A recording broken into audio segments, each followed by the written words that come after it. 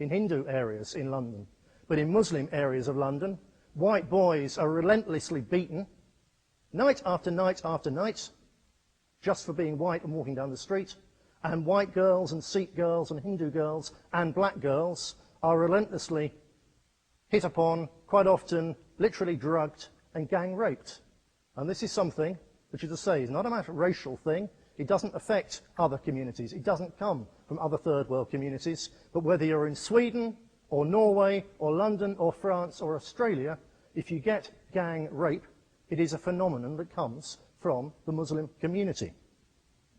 People run away from it, such that the rural areas of Norway now are literally filling up with middle-class liberals fleeing from Holland, where their ideology has helped to create in Holland a multicultural society which is set to be taken over by Islam, and so now the ones with the money are running away from it. To give you some very brief statistical ideas on this, the Parliamentary Commission in Holland last year concluded that by 2017, at the very latest, all of Holland's cities would be majority Muslim. France, the figure in present of France is 12% of the French population is Muslim. That doesn't account for illegals, and the statistics show, even without the illegals put into it, that by 2025, France will be 1/4 Muslim. More than half of all school-aged children in France in 10 or 12 years will be Muslim. In the UK, the figures officially are much lower. The figure is 2.8%, 1.6 million, out of a population of 60 million.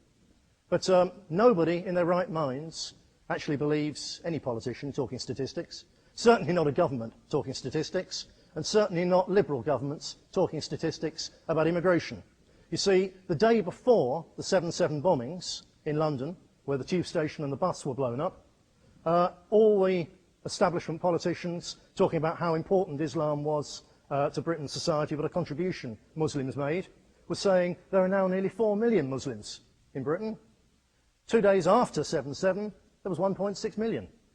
So somebody is lying, and usually with immigration statistics, it's the liberals in the media and in government. Simply put, all over Europe on average, Western Europe I'm talking about, not the East, Western Europe, between 16 and 20% of all children are from Muslim families right now. That's the picture of the future. The estimates of how many there are range from 25 million up to Muammar Gaddafi's 50 million, out of a population of 450 million. And it's set, whatever figure you take, it's set to double without a shadow of a doubt by 2025. On top of that, the European Union intends to allow Turkey to join, which overnight is a further 68 million Muslims. It's a huge, huge thing that's happening in Europe. As this increases, it has a self-fulfilling effect as well. It's a virtuous spiral, if you like it, or a vicious spiral if you don't like it. Not least because of the huge implications to the taxes that are paid by people from other communities. To give you just 2 examples of that. In Denmark, Muslims at present officially make up 5% of the population, but they take 40% of all the money spent on welfare benefits. This is not overall. Obviously, some Muslims are very hard-working, but overall, on average, statistically, this is not a hard-working population. This is a population living on the back of all the other communities. As a little microcosm of that, the 4 suicide bombers who murdered more than 50 people in London on July the 7th, 2005, between those 4 had collected £250,000, that's $500,000 in state benefits, and had also received something like £200,000 in government grants to establish Islamic training centres for young people in part of Yorkshire in England. Why is this happening? Well, first of all, as I already briefly suggested, it's the nature of the beast. Islam is a religion in which heaven is attained by what you do in this world to spread Islam. It's a religion at one level It's a very efficient imperialistic machine for taking over other people's countries and territories on the other. So it just does what it always has done. But there's more to it than that. There's a conscious and deliberate plan, and there has been, from several different sources. And along with the plan, there go resources to boot. One of the main ones in Britain, throughout Europe, is the Muslim Brotherhood, which was established in 1923 as part of, there's been an ongoing revival of radical Islam, really going back to about 1800. Before that, it was asleep for quite some time. But the Muslim Brotherhood, created in 1923 in the Middle East, was about finding ways to spread Islam worldwide. It's particularly from the 1960s, a big effort was made by the Muslim Brotherhood. Thousands, literally thousands of Muslims, mainly from Egypt, moved to Germany. There was various reasons for them picking Germany. It was a particularly soft, liberal society. The reaction from the horrors of Nazism and so on made it a particularly soft place for people from the Third World to settle, a very, very good welfare system, and also there was already established a connection between radical Islam and Germany in the Nazi era, because Nazism and radical Islam cooperated extraordinarily closely. So that was already established. Some of the people who first turned up in Germany in the 1960s with the Muslim Brotherhood had actually been in the Waffen-SS at the tail end of the Second World War. So it was a natural connection to make. The Islamic Centre of Munich became the centre of it, and that in turn was the basis of the Islamic Society of Germany, which became a huge and massively funded organisation. This is an important thing, the massive funding.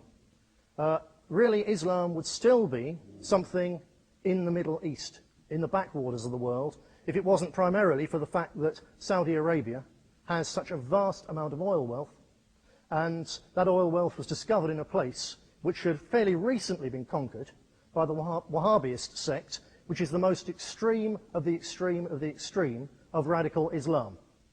I can't begin to think of the best Christian analogy, but if you think of the most extreme and extraordinarily intolerant Christian sect, and then put it on acid, and then think that it's just discovered under its compound somewhere out in Utah or whatever, it's just discovered the biggest oil reserves in the world. And of course it's going to use that money to subvert and change other Christian sects and beliefs and try and turn them all their way. And that's, roughly speaking, what happened. This organisation had established, and still it was work to establish, closer and closer links in all the European countries. Sweden, France, Britain, Holland, the Netherlands, Italy, all over. It's a massively huge network, each one of them supporting hundreds upon hundreds of different community groups, youth education groups, media pressure groups, and so on. It's a very, very powerful beast. The Islamic Council of Europe was established again with Saudi and Egyptian Saudi money in 1973 in London. The irony, actually, is that most of these people, if they were in the supposedly moderate or partly moderate Islamic countries of the Middle East, most of them would have been hanged or tortured or shot by their own rulers. But they took refuge in Germany, in France, in London, and turned them into hotbeds of an extraordinarily extreme, radical and confident form of Islam. In 1980, the Islamic Council of Europe issued a document on Islamic human rights, and more particularly their relationship with the West as they were living in the West. And this document sets out a blueprint for over a period of decades for, in effect, conquest of the West, transformation of the West, with the very first part of it being that Islamic communities must ghettoise themselves so as to prevent any possibility of their young people being contaminated with Western views. That's the very start of it, and then spreading out from those ghettos. Initially peacefully, but once there's enough power, doing what the Quran says, and that's once there's enough of you, then you get your way by force. It's divinely ordained as far as a good Muslim is concerned.